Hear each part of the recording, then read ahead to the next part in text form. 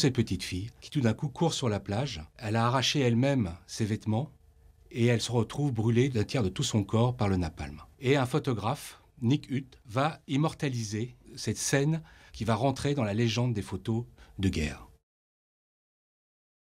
Une photo qui a marqué dans la guerre du Vietnam, une photo que tout le monde connaît, que vous connaissez tous, cette petite fille qui, en 1972, court dénudée, brûlée au napalm sur une route d'un petit village. Dans un an, en 1973, les troupes américaines vont commencer à quitter le pays. Les actions militaires sont maintenant faites par des troupes sud-vietnamiennes.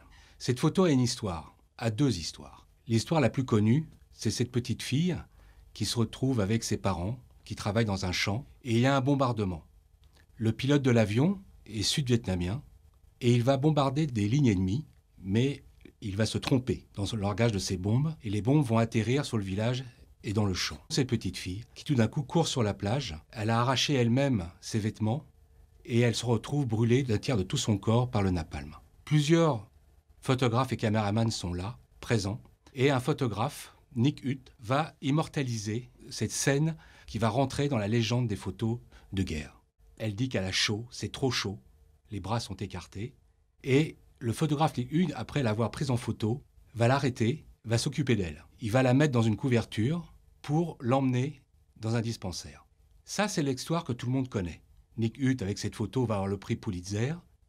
Mais il y a un deuxième homme. Il s'appelle Christopher Wren, c'est un journaliste britannique, et il va aussi aider cette petite fille, il va lui donner à boire, il va s'en occuper. Nick Hutt transporte cette petite fille dans un dispensaire, il ne peut pas rester car il doit rentrer à Saïgon pour la suite de son reportage. Mais le photographe britannique, lui, va revenir quelques jours après pour prendre des nouvelles de cette petite fille, qui s'appelle Kim Phuc et qui a 9 ans. Il trouve le dispensaire, et là il apprend que cette petite fille est en danger. Elle n'en a plus que pour quelques jours, peut-être même quelques heures. Le reporter est bouleversé, il veut faire quelque chose. Il sait qu'à Saïgon, il y a une unité spécialisée dans les grands brûlés. Il téléphone, qu'ils sont OK pour réceptionner cette petite fille, mais il faut une autorisation du ministère des Affaires étrangères sud-vietnamien. L'employé est très embêté. Il dit que c'est très dérangeant, car le pilote était sud-vietnamien. Et il dit même aux journalistes que ça serait même mieux qu'elle meure. Là, Christopher Wren est abasourdi, sort un couteau de sa poche, l'ouvre, fait ce geste, et le claque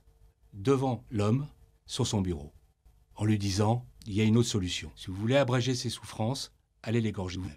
Là, l'homme est interloqué, choqué, il signe. La petite fille est rapatriée à Saïgon, elle va subir plus de 19 opérations, elle va rester 40 jours à l'hôpital, ensuite elle sera extradée à Cuba, et après elle va demander l'asile politique au Canada, où là elle va refaire sa vie, elle va se marier, elle aura des enfants. Encore en 2016, elle a subi encore des greffes de peau, car tout n'a pas été réparé complètement, mais en tout cas, elle est vivante.